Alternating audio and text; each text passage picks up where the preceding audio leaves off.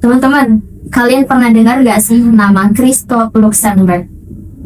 Nah, di kalangan studi Al-Quran, nama Christoph Luxenberg ini banyak menjadi perdebatan atau pandangan yang sangat kontroversial. Nah, di episode kali ini kita akan membahas siapa itu Christoph Luxenberg dan mengapa teorinya banyak menuai pro dan kontra. Langsung saja kita ke pembahasan yang pertama.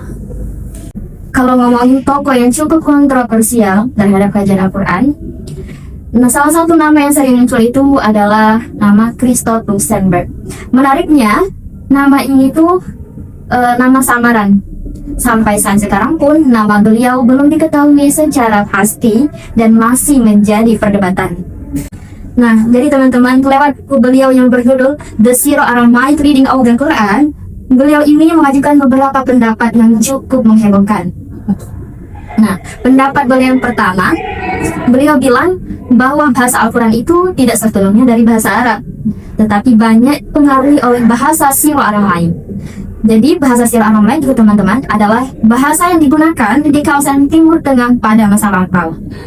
Selain itu, Luxemburg juga berpendapat bahwa menurut beliau beberapa istilah atau kisah yang ada dalam Al-Quran itu dipengaruhi oleh tradisi Yahudi dan Kristen yang berkembang di wilayah Syam. Dan beliau juga mempertanyakan keaslian dari teks Al-Quran tersebut. Menurut beliau, banyak yang perlu dikaji ulang melalui pendekatan bahasa dan sejarah. Dalam penelitiannya, teman-teman, Luxemburg ini menggunakan pendekatan filologi. Kalian tahu nggak pendekatan filologi itu apa? Nah, jadi pendekatan filologi itu adalah metode yang fokus untuk meneliti sejarah dan perkembangan bahasa dalam sebuah teks. Nah, dari adanya perbedaan qiraat dan variasi bacaan Al-Quran hingga sampai saat sekarang ini, beliau menyimpulkan bahwa bahasa Arab pada masa awal itu lebih dominan lisan daripada tulisan. Christoph Luxenberg itu terhadap Al-Quran. Nah, jadi tuh ya, Christoph Luxenberg ini dia tuh punya 3 pendapat sebenarnya. 3 pendapat yang menurut dia itu Al-Quran itu nggak sesuai gitu loh sama apa yang sesuai sama pemikirannya Luxemburg ini tuh. Mau tahu dong itu apa 3 pendapat beliau?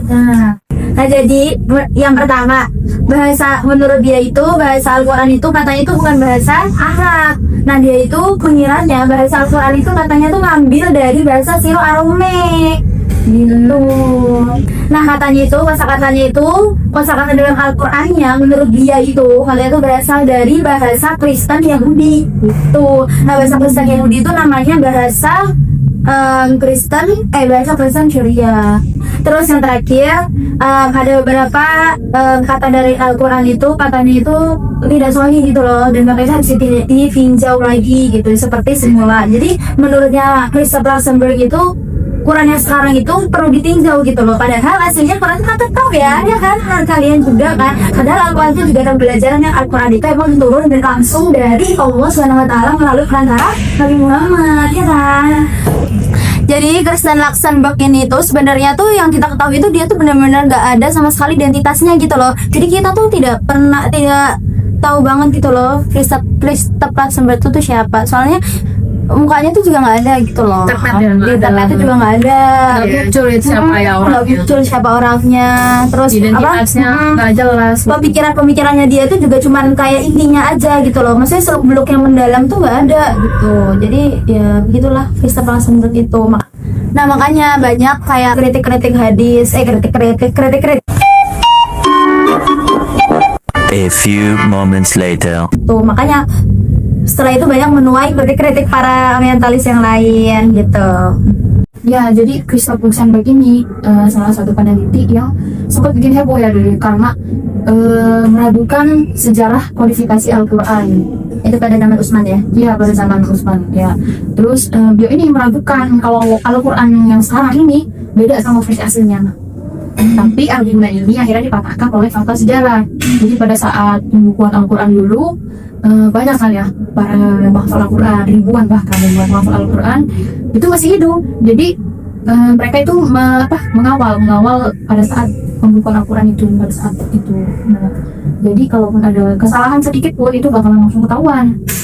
Nah, jadi katanya tuh Christopher Sandberg itu sempat nuduh ya kalau misalkan Al-Quran itu katanya jiplakan tradisi dari tradisi Yahudi Nasrani, ya kan? Nah, sampai peneliti Barat sendiri itu pun banyak yang ngeritik gitu loh kalau itu tuh terlalu ngaco. Itu gimana? Betul, kata profesor Adrian Saini namanya. Kata beliau juga pemikirannya Luxemburg ini terlalu objektif dan cuma merusak kajian akademis aja. Nah, ditambah juga dibongkar nih sama namanya Syamsuddin Arif soal 3 kekeliruan fatalnya. Pertama, Luxemburg ini berspekulasi pribadi dan memaksa cara baca kata di Al-Quran itu harus cocok sama bahasa Syiro-Arabnya ini. Nah, kayak kata koswaroh menjadi kosuroh.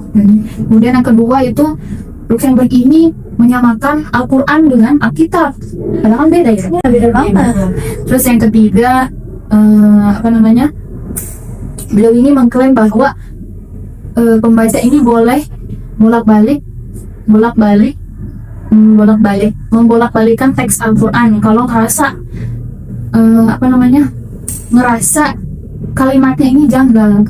Jadi boleh gitu kalau kata Luxemburg ini boleh gitu membolak-balikkan teks Al-Quran kalau ngerasa kalimat ini ada yang janggal gitu.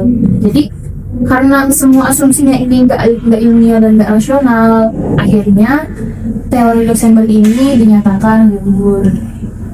Jadi teman-teman dapat disimpulin ya dari teorinya Christoph Luxemburg ini bahwa teori beliau ini bukan kajian akademis yang objektif, melainkan sebuah spekulasi pribadinya beliau gitu yang tidak rasional dan telah dipatahkan secara telak oleh para pakar muslim tadi itu ya maupun peneliti barat sendiri.